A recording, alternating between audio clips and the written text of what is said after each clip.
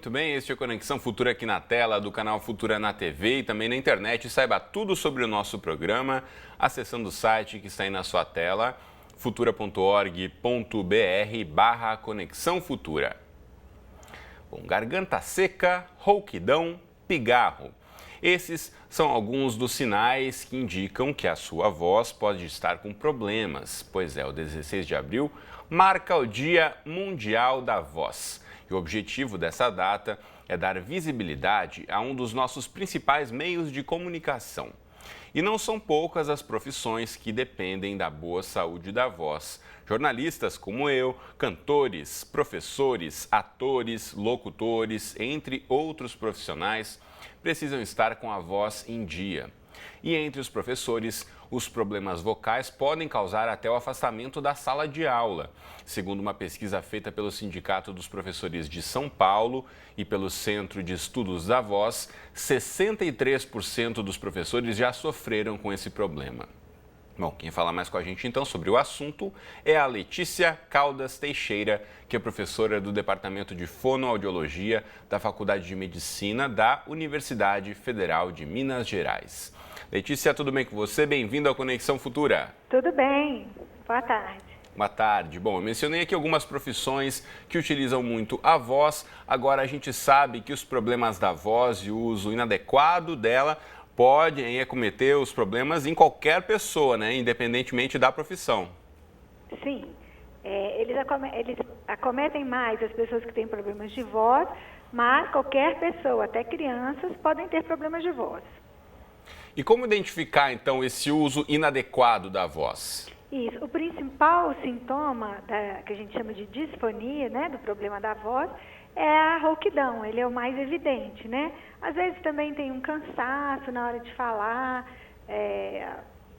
garganta seca. São alguns sinais e alguns sintomas que podem indicar um problema na voz. Bom, a gente sabe da dificuldade de muita gente em buscar ajuda quando percebe ou até de identificar aí que está com alguma dificuldade maior. Então, quais os sinais aí que as pessoas devem ficar atentas? Isso, com uma rouquidão com mais de 15 dias, porque é comum que as pessoas acreditem que a rouquidão é normal, que algumas pessoas já nascem roucas, ou que isso é como, por exemplo, ossos do ofício, porque falou muito e tal. Então, se uma rouquidão persistir por mais de 15 dias, essa pessoa deve procurar um médico, um otorrinolaringologista ou um fonoaudiólogo que vai fazer uma avaliação adequada. Bom, em caso a pessoa persista com esses sintomas, com a rouquidão e não busque ajuda, quais os riscos que ela está correndo? Sim, como a rouquidão ela é um dos principais sintomas, o que pode acontecer é porque essa doença, o problema que advém da rouquidão pode ser desde uma simples laringite, de um problema de voz, até o câncer de laringe, porque um dos sintomas do câncer de laringe é a rouquidão. E quando não investigada, ou mesmo outras alterações, vai comprometer a qualidade de vida e às vezes até a sobrevivência do sujeito. Bom, a gente sabe que tem uma série de crenças populares e até hábitos em relação à voz, que muita gente diz que pode fazer mal ou pode fazer bem. Quero aproveitar aqui a oportunidade de conversar com você para a gente explicar para a população aí. Principalmente, tomar líquidos muito gelados, de fato, prejudica a saúde da voz? Não, é um mito, vamos dizer assim, né? Às vezes a pessoa ela tem mais sensibilidade quando ela toma um gelado, vai usar a voz profissionalmente. Mas fora disso, você tomar um sorvete, uma água gelada, não vai comprometer tanto a voz dessa forma. Bom, mas se isso se tornar um hábito, a pessoa só tomar uma água bem gelada, um líquido com muito gelo, ou muito sorvete, por exemplo, isso não pode dar algum problema mais na frente? Só se a pessoa realmente for um alérgico, uma pessoa mais alérgica, que realmente comprometer nesse sentido. Uhum. Bom, já por outro lado, dizem que o própolis é muito benéfico para a saúde da voz. Isso é fato ou é um mito? Isso. Algumas substâncias, por exemplo, o mel, o própolis, eles são, quando uma pessoa está gripada e tal, a pessoa tem o hábito, às vezes, né, de usar, de fazer gargarejos. Ele vai dar um conforto para a pessoa realmente, né? São substâncias muito ricas. Só que às vezes as pessoas usam para melhorar um problema vocal que é um problema funcional, que está no funcionamento, e não decorrente de uma inflamação, alguma coisa nesse sentido. Então, isso não vai melhorar. Bom, e comer maçã? Dizem que é bom para articular as palavras melhor e também para acabar, por conta do líquido da maçã, acaba hidratando as cordas vocais. É recomendado para quem tem problemas de voz comer bastante maçã? Isso, olha só, a maçã é um alimento muito rico, ela tem essa capacidade adstringente. Ela é importante para você imaginar, assim, um cantor, ele vai fazer uma apresentação e tal. É melhor que ele dê preferência a uma maçã do que um alimento, por exemplo, muito açucarado. Uma bala muito açucarada, onde ele vai ficar com uma saliva mais viscosa, e isso vai atrapalhar. Mas para uma dona de casa, que às vezes só usa muito a voz, a maçã ela vai trazer um benefício para o corpo, mas não para a voz. Agora, você mencionou a oportunidade de, eventualmente, a pessoa ter que fazer uma apresentação ou utilizar a voz aí por um longo período de tempo, e tem sempre aqueles hábitos, né, de cada um em relação ao antes de entrar aí e enfrentar o público. Por exemplo, tomar café ou tomar algum líquido muito quente, isso pode prejudicar a saúde da voz? Quando uma pessoa vai se apresentar, o melhor é que ela tenha preparo, exercícios de aquecimento para a voz e muita hidratação. E a hidratação, que é beber muita água, na verdade ela não pode ser feita naquele dia. É importante que a pessoa tenha o hábito sempre de beber água e naquele dia também, porque às vezes a pessoa acha assim, na hora eu bebo água e vou estar hidratada, e não é assim que funciona, né? Sem dúvida, tem que ter o hábito constante, né, de tomar água. Aí a gente sabe que os benefícios de ingerir bastante água não é só para a voz, mas para a saúde como um todo. Em relação à rouquidão, voltando ao que a gente falou um pouquinho, tem gente que acha até charmoso, que é bonito, uma voz um pouco mais rouca. Agora, se houver um agravamento dessa rouquidão, isso pode ser o indício de alguma doença mais grave? Sim, o que acontece, as pessoas acham que a rouquidão é normal. Ela pode passar despercebida, porque é socialmente, principalmente no nosso país, muito aceito, né? Uma mulher com a voz rouca tem uma voz mais sensual e tal. Só que para um profissional da voz, por exemplo, um professor que precisa dar 8 horas de aula, isso vai comprometer a vida dele, a qualidade de trabalho, e muitas vezes pode ser um sinal de um problema maior. Então, principalmente, você tem que fazer um diagnóstico. Por que essa rouquidão está persistindo por tanto tempo? Rouquidão não é normal por mais de 15 dias.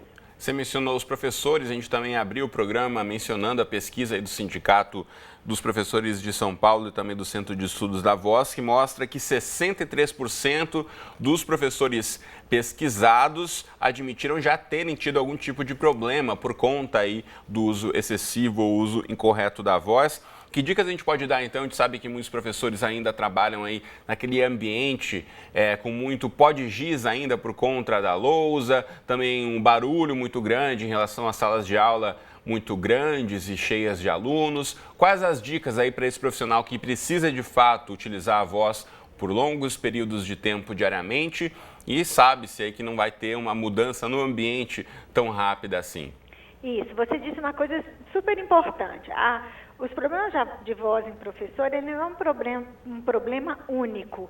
Na verdade, ele é um somatório. São questões do ambiente, são questões do uso, são questões do abuso. Então, um professor, ele precisa saber que tudo isso, e por isso é que ele é o que mais adoece, compromete a sua saúde. Então, que ele tenha aquecimento, que ele tenha orientação de um fonoaudiólogo, e que ele use o que a gente chama de proteção individual, que é o uso do microfone, que vai ajudar, não como alguma coisa que vai resolver, porque, na verdade, o que o microfone faz é uma proteção individual para o trabalho, né? Se ele continua usando o microfone, mas gritando e usando mal a voz, ele vai continuar com o problema, mas ele vai melhorar bastante se ele usar o microfone, ele vai ter um alívio. Agora, professora, a gente sabendo em escolas públicas, muitas vezes, em que não há o recurso de comprar esse microfone, é um sistema de áudio, há outras dicas que podem ser dadas aí ao profissional que trabalha com os alunos diariamente? Sim, ele vai ter que construir estratégias para que ele não tenha que gritar. Mas hoje em dia, esses equipamentos eles não são tão absurdos e realmente são um equipamento de proteção individual necessário. Então, é importante que na prefeitura, que no Estado, haja uma consciência sobre isso. E que haja uma consciência também das pessoas entenderem que não é só isso, né? Deve-se dar uma atenção geral à saúde da voz do professor.